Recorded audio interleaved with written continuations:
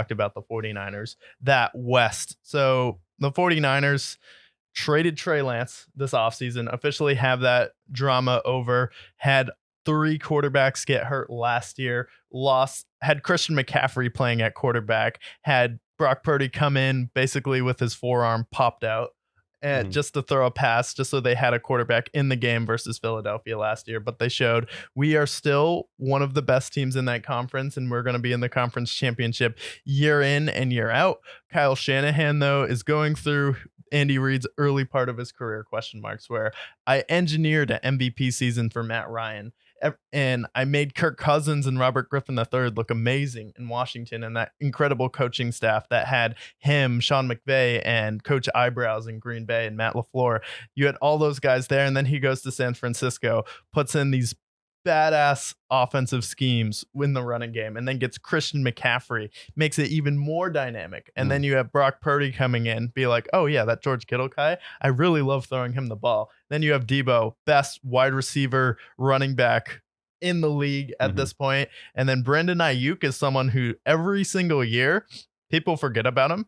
Dynamic player. He's pretty good. Very good. Offensive line, still really good. Oh yeah, we picked up Javon Hargrave as well. Lost a few pieces. I think Jimmy Ward left and signed in the secondary. Was able to pick up some players in the draft, but overall, I think that defense is still going to be badass. We have Javon Hargrave and Nick Bosa side by side together on that defensive line. We have Brock Purdy coming in, so the question will be the health of Brock Purdy, and then how good can Kyle Shanahan make Sam Darnold to be able to come in, not see ghosts, and be an actual competent player at least. Yeah, and I think those are all valid concerns for them.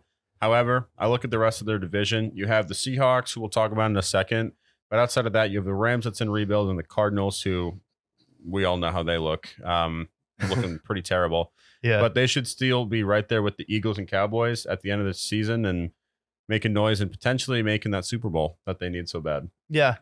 Yeah, and I think you mentioned Seattle.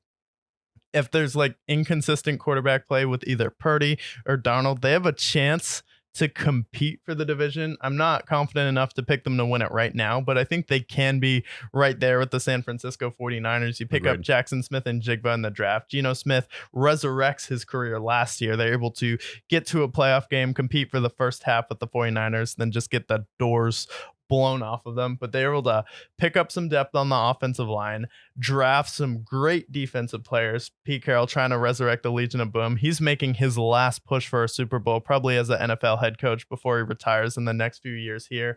And then we have Kenneth Walker. Is he going to take another step forward and take that Jonathan Taylor step where Jonathan Taylor, like, yeah, he was good. And then all of a sudden he's blowing the doors off an elite team like the Buffalo Bills. Yeah. So it's really Kenneth Walker needs to be able to run the ball against the 49ers and the Philadelphia Eagles for them to be able to compete. But I think outside of their division and the Philadelphia Eagles, they can beat pretty much every other team in the NFC on any given Sunday. Yeah, I can agree with that. And Pete Carroll going after Devon Witherspoon, forming what could be the best secondary in football with him and Tariq Woolen. That's going to be nasty. They also have some talent on the D line. So honestly, for them, I think they are also a team that should be in the playoff mix next year. They could potentially win the division, like you mentioned. So Jackson Smith the Jigma will make that offense a lot more explosive. Kenneth Walker entering year 2. They also drafted Zach Charbonnet, who was highly ranked in the draft boards this year. So I think they'll be good, and I think they'll be in the mix with everything. Now, we talk about the other two teams real quick. The Rams, what happened last year? I don't know. You tell me what happened. They were the reigning Super Bowl champions, and what happened was Matt Stafford fell apart, Cooper Kupp fell apart, Aaron Donald fell apart, the whole team fell apart. They got rid of Jalen Ramsey in the offseason, and now at this point, we entered the season. What happened this offseason? They restructured a lot of deals. They got rid of Jalen Ramsey, but we'll go into a season where Cooper Kupp's not going to play week 1. We haven't really heard anything out of Matt Stafford's camp. They drafted Stetson Bennett, who's their franchise guy. Will he step in at some point? We don't know. Cam Akers. We do know he will. The stands drinking the Kool-Aid of Cam Akers for whatever reason. So it's just a lot of, it feels like there's a bubble forming in LA. Yeah. Similar to the housing crisis of 2008, where everyone's super optimistic. Oh, let's get rich quick. Well, I think this is the year the bubble pops for the Rams. You'll see Stetson Bennett at some point, and they'll bring some optimism as their ceiling sinks. But this is a team that I just don't see them making the playoffs. Sean McVay can only coach so hard, and this team, they're outside of Aaron Donald on that defense, it's pretty atrocious. And then offensively, Cooper Kupp's not there. Your number one receiver's Van Jefferson. No disrespect to him, but he's not a one. And then your running backs are Cam Akers. Do I believe in Cam Akers? No, because I don't drink Kool-Aid. Yeah, you're not Bert Kreischer out here killing a 64-ounce Kool-Aid on the daily, sometimes twice a day. Shout out to Bert there. But yeah, for the Rams, it's like your offensive line is terrible. Mm-hmm. And if we're even thinking about contending, well, Jalen Ramsey is gone. You still have Aaron Donald on that defense. That's great, but you're not going to have a dynamic running game. Your offensive line is falling apart. Cooper Kupp's health is still a question mark coming into the year because you're starting without Cooper Kupp. And then sure, if Matt Stafford slides in there, can he win you some games? Yeah, but I've seen it over and over in Detroit where he had incredible talent with Calvin Johnson, Reggie Bush, Golden Tate all on the same team, and he still wasn't able to get past the first round of the playoffs at his peak when he had incredible talent everywhere. I don't think he has enough good receivers. He started out last year where he picked off the year before where he's throwing a ton of interceptions that were kind of like, okay, that was weird. And then also when they won the Super Bowl, if we're talking about getting in contention, you had Von Miller and Aaron Donald. That was the difference. Like when you see these teams make that Super Bowl jump, it's when they have these really good defenses and then they add the dynamic pass rusher to really go out there and blow it up.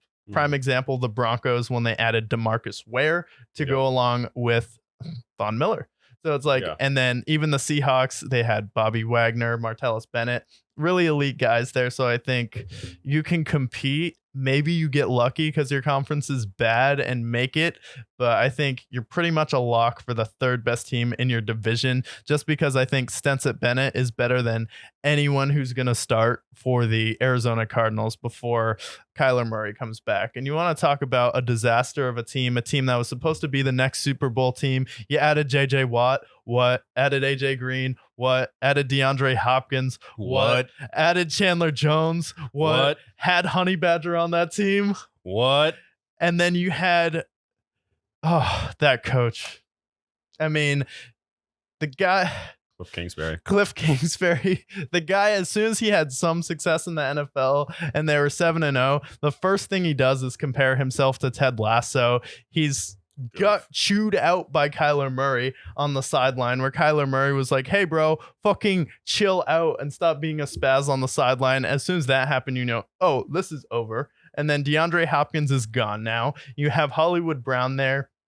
Didn't even keep Chosen Anderson, I believe now, because he went to Miami. He's playing on that loaded team. So with Arizona, this was a team that was supposed to be the next super team. And this is why the fall off is so massive, because they went, okay, we made it with Carson Palmer. We're able to retool. We're 7-0. And then AJ Green can't find a ball on Thursday Night Football, and we lose to the Packers. And then it kind of just all unravels from there. And then Kyler Murray, supposed to be the next Super Bowl star quarterback. And then I start to see some signs where I'm like, he kind of has the mentality of Jay Cutler. And I think he's more talented than Jay Cutler, but he kind of has that, I have a big arm, I'm talented, but just that nonchalant, just fine getting blown out by the Rams in that wild card game. I'm like, this is not good. And I think with the Cardinals, we're chasing now the number one pick for Caleb Williams, because when you have Kyler Murray, if you're fine moving on from Josh Rosen after picking him high in the draft, you should be fine moving on from Kyler Murray to get the next Trevor Lawrence and probably the most comparable quarterback coming out of the draft. The first guy where people really look at him and they're like, he could be the next Patrick Mahomes. Yeah, 100%. And like this offseason was just gutting their roster. Kyler's going to miss probably the entire season. And now they're starting Clayton Tooney week 1. The 5th round rookie. Yeah. We'll see how that goes. This is a team. Yeah. You mentioned like they should be horrible, and they're going to probably continue to make their roster worse and worse so that they can get Caleb Williams because they have the Texans pick. And Yeah. the Texans pick could end up being Marvin Harrison Jr. potentially. Yeah. Or maybe it's somebody on the defensive side because, God, they need that too. Yeah. So, yeah, this is a roster. And then not only that, they fired Cliff Kingsbury. He moved to Taiwan. And now they hired Jonathan Gannon, who we've seen clips so far, and he looks like an absolute knucklehead, and not in a good way. Knucklehead is in like Murph from Impractical Jokers. His punishment for being the biggest loser is coaching the Cardinals. Whatever. You couldn't stop Juju, so they're like, all right, you get to coach the Cardinals. To each their own, I guess. So now he's going to coach the Cardinals, and what's going to probably could be the worst roster and probably the worst team we've seen since insert 2010 Browns teams, insert 08 Lions, insert whoever you want to insert there. The Colts without Peyton Manning that one year. It's going to be ugly, 100%.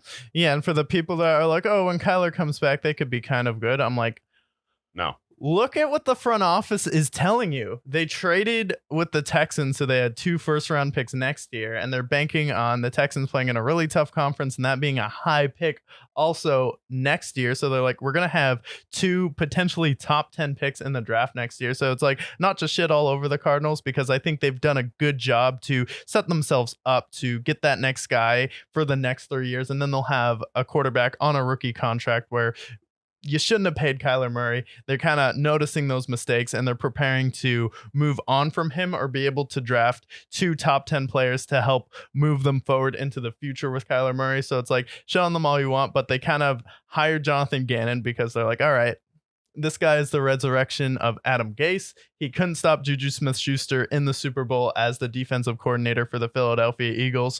So maybe this will be the guy that just falls on the sword for us this year. We fire him after a year. Then we go out there, get a new quarterback, get a new head coach. We'll let him pick his quarterback, and then we'll be able to move into the future, put that awful year behind us. So it's like when you're like, oh, well, maybe they could be good with Kyler. It's like, what is the front office telling you, though? Because they're telling you this year, like, no, we want the number 1 pick.